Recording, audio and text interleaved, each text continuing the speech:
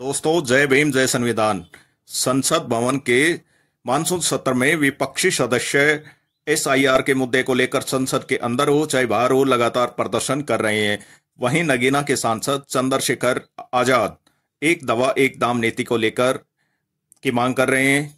क्यों, आखिर ऐसा क्यों कर रहे हैं? हम एसआईआर पे भी अपना विरोध दर्ज कराना चाह रहे हैं। ये चंद्रशेखर आजाद जी बोल रहे हैं। आज पार्लियामेंट में जो क्वेश्चन आवर था उसमें दूसरे नंबर पे स्वास्थ्य से जुड़ा हुआ सवाल था। मैं उसको सप्लीमेंट्री करके सवाल को अंदर पूछता, लेकिन हाउस आज अर्जेंट हुआ तो मैं सड़क पे बाहर इन गलियों में इस सवाल को उठा रहा हूं, क्योंकि आम जनता का सवाल है। मेरी मांग है एक दवा एक दाम पॉलिसी लागू हो पूरे देश में। आप यह समझिए, भारत में दवाई कंपनियों को फायदा पहुंचाने के लिए एक कंपनी जिस दवाई की कीमत है सिर्फ 5 रुपए, वो दूसरी कंपनी उसी दवाई की कीमत रख देती है 10 रुपए, तीसरी रख देती है उसी दवाई की कीमत 40 रुपए। हर कंपनी अलग अलग एक ही दवाई की कीमत कोई 100 रख देती है, कोई 200 रखती है। दवा कैंसर जिसकी कीमत सिर्फ 1 रुपये होनी चाहिए, उस दवा की कीमत एक कंपनी रख देती है 200 रुपए, तो कोई 1000 रुपये रखती है। यह एक बड़ा फ्रॉड हो रहा है। मैं चंद्रशेखर आजाद, मैं लोकसभा का सांसद हूं। मुझे तो जो इलाज है वो मेरी सीजीएचएस के जरिए हो जाता है। सेंट्रल गवर्नमेंट की हेल्थ स्कीम है, उसका कार्ड मेरे पास है, उसके जरिए हो जाता है। मेरा सवाल नहीं है, लेकिन क्या आम आदमी को इस इलाज का फायदा मिल पा रहा है? आप यह महसूस कीजिए, वही दवाई 100 रुपए की है, वहां कोई 500 रुपये मिल रही है, कहीं 1000 रुपये की मिल रही है। ऐसा क्यों हो रहा है? क्या कोई मूल्य कैप नहीं है क्या किसी चीज का? ऐसा क्यों हो रहा है? भारत में वर्तमान की सरकार वन नेशन वन इलेक्शन की बात करती है, एक देश एक झंडे की बात करती है, एक देश एक संविधान की बात करती है, तो एक देश में दवाओं के दाम एक क्यों नहीं है? कोई ऐसी कैप क्यों नहीं है?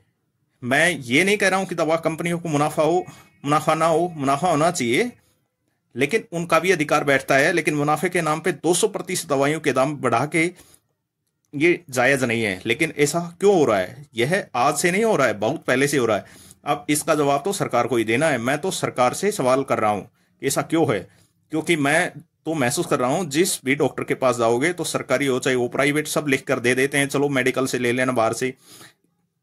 लेकिन मेडिकल से जाके आप जाओगे तो उसके दाम आसमान छू रहे हैं। वहीं दूसरी दवा उसी सॉल्ट की होगी तो वो आधे दाम में मिल जाएगी, इससे आधे।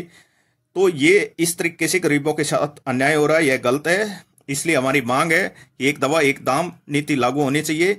लगता है कि रूल और रेगुलेशन अभी नहीं है दवाओं में, नहीं है। मैं खुद देख रहा हूं।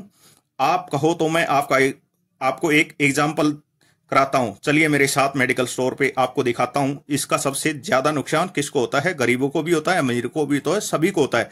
अरे जेब तो सबकी कटती है, ये मेरा विषय नहीं है। मेरा इलाज तो भाई सरकारी स्कीम से हो जाता है, गवर्नमेंट की हेल्थ स्कीम है उससे हो जाता है। लेकिन मैं उस सवाल को उठा रहा हूं जो भारत के 140 करोड़ भारतीयों का सवाल है। आप ये समझिए, एक दवा एक दाम पॉलिसी लागू होनी चाहिए या नहीं होनी चाहिए? हर गली में जन औषधि केंद्र सरकार को खोलना चाहिए। सरकार किसके लिए है? जनता के लिए है, जनता के हितों के लिए है। तो बीमारियों से लोगों की जान जा रही है। आपको पता है, मेरे यहाँ लोकसभा क्षेत्र में डायलिसिस पे एक बच्चा था, वहां लाइट चली गई रात को और जनरेटर में तेल नहीं था, उसकी जान चली गई। आज सुबह मैंने यह खबर है ना अखबार में पढ़ी, वो बलिया की है, क्योंकि लोगों की जिंदगी मायने नहीं रखती है। ये सरकार की नॉलेज बता रही है। आपको लगता है कि सरकार नेताओं की जिंदगी मायने रखती है? सिर्फ नहीं, अधिकारियों की जिंदगी मायने रखती है। तो क्या जनता की जिंदगी मायने नहीं रखती?